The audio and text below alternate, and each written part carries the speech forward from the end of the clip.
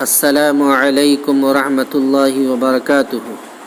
دوستو، آج میں آپ حضرات کے سامنے اخلاق کریمانہ میں سے عدی بن حاتم کا واقعہ لایا ہوں۔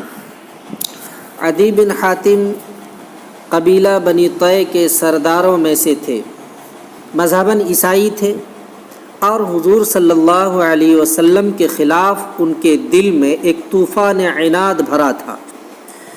مقابلے کی تیاری میں تھے، لیکن اچانک اسلامی فوجیں یمن کے علاقے میں جا پہنچی تو بھاگ کے شام چلے گئے۔ ان کی بہن گرفتار ہو کر مدینہ پہنچی تو رسول اللہ صلی اللہ علیہ وسلم کے حسن سلوک اور مجموعی کردار سے بے حد متاثر ہوئیں۔ انہوں نے عدی کو باصرار مدینہ بھجوایا اور تاکید کی کہ جلد از جلد رسول اللہ صلی اللہ علیہ وسلم سے جا ملو۔ بعض لوگ کہتے ہیں کہ یہ بھی وفد طے کے ساتھ ہی مدینہ پہنچے تھے۔ ان کے سامنے اب سوال یہ تھا کہ یہ شخص ایک بادشاہ ہے یا نبی؟ پہنچے تو مسجد میں ہی حضور صلی اللہ علیہ وسلم سے ملاقات ہوئی۔ آپ اٹھے اور عدی کو اپنے گھر کی طرف لے چلے۔ راستے میں ایک بڑھیا نے رسول خدا صلی اللہ علیہ وسلم سے بات کرنی چاہی تو آپ صلی اللہ علیہ وسلم نے کافی وقت اسے دیا اور پوری توجہ صرف کی۔ پھر گھر پہنچے تو خود زمین پر بیٹھے اور عدی کو باصرار گدے پر بیٹھایا۔ ان دو باتوں سے عدی کو یقین ہو گیا کہ یہ اللہ کے رسول ہیں اور محض دنیاوی بادشاہ نہیں ہیں۔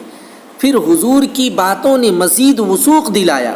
دوران گفتگو میں حضور اکرم صلی اللہ علیہ وسلم نے بھانپ لیا کہ عدی کے ذہن میں اب کیا الجھن باقی ہے، اور پھر ان کو بڑی خوبی سے صاف کیا۔ عدی ان لوگوں میں سے تھے جو حق کو جلد پہچان لینے کے بعد یہ اطمینان بھی چاہتے تھے کہ اس کی کامیابی کے عملی امکانات کافی حد تک موجود ہیں اور جلد کوئی نتیجہ برآمد ہو سکتا ہے۔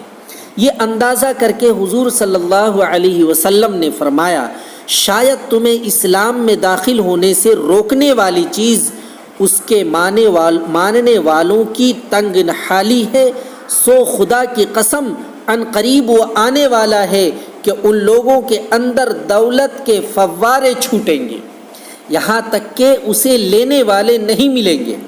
اگر تم کو یہ چیز اسلام میں آنے سے مانے ہے کہ مسلمانوں کی تعداد کم ہے اور ان کے مخالفین بہت ہیں، تو میں تمہیں بتاتا ہوں کہ خدا کی قسم وہ وقت آنے والا ہے کہ تم سن لوگے کہ ایک عورت تنہا اپنے اونٹ پر سوار ہو کر قادسیہ سے اس مسجد کی زیارت کے لیے چلی اور بخیریت پہنچی۔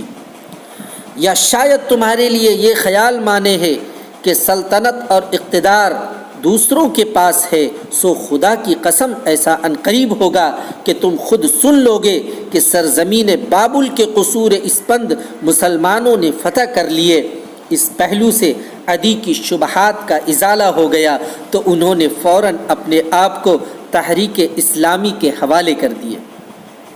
دوستو، یہ میں نے واقعہ محسن انسانیت مولانا نعیم الدین صدیقی صاحب کی کتاب سے سنایا ہے۔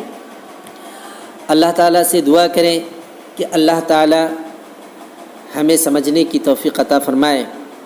وآخر دعوانا ان الحمدللہ رب العالمین۔